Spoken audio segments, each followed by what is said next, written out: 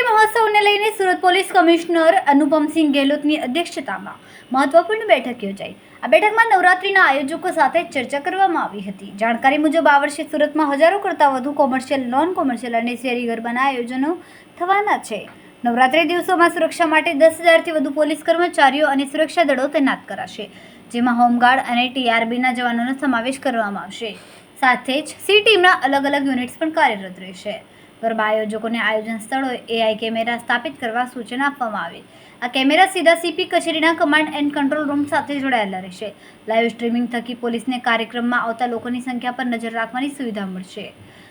જો ઓવરક્રાઉડિંગ જોવા મળશે તો કમાન્ડ એન્ડ કંટ્રોલ રૂમમાંથી તરત જ આયોજકોને સૂચના આપવામાં આવશે।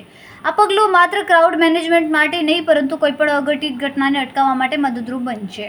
નવરાત્રી દરમિયાન ટ્રાફિક નિયંત્રણ માટે પોલીસ દ્વારા ખાસ નાઇટ શિફ્ટ ટીમ બનાવવામાં આવી છે। આ ટીમ ટ્રાફિક વ્યવસ્થા જાળવશે અને જરૂરી પગલાં લેશે। સુરક્ષા વધારવા માટે શહેરભરમાં વોચ ટાવર, ચેકપોઇન્ટ્સ અને નાકાબંધી જેવી તમામ વ્યવસ્થાઓ ગોઠવવામાં આવી છે। 22 સપ્ટેમ્બરના રોજથી આપણા નવરાત્રિના શુભ પર્વ સ્ટાર્ટ થવા જઈ રહ્યા છે, ત્યારે એના તૈયારીના ભાગરૂપે ઘણા દિવસોથી જેટલા આપણા ગરબાના આયોજકો છે એના સાથે સંકલન કરવામાં આવતા હતા। આજે એક તમામ અધિકારીઓના મીટિંગ, તમામ જો ગરબા સંચાલકોની મીટિંગ, એસએમસીના અધિકારીઓની મીટિંગ, ઇલેક્ટ્રિક ડિપાર્ટમેન્ટ, આરએનબી બધા અધિકારીઓ સાથે એક જો કમ્બાઇન્ડ સંકલન મીટિંગ રાખવામાં આવી હતી।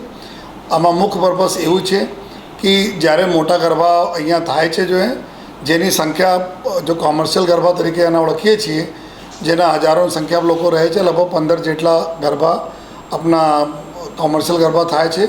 અને આ સિવાય બીજા ટોટલ શહેરમાં જો શેરી ગરબાઓ છે, આપણા અલગ અલગ જગ્યા શેરી હોય કે સોસાયટીમાં હોય, જે હજારોની સંખ્યામાં લોકો રહેતા હોય, એવા કુલ મળાઈને લગભગ જો 900 જેટલા બીજા ગરબાના આયોજન સુરત શહેરમાં થાય છે।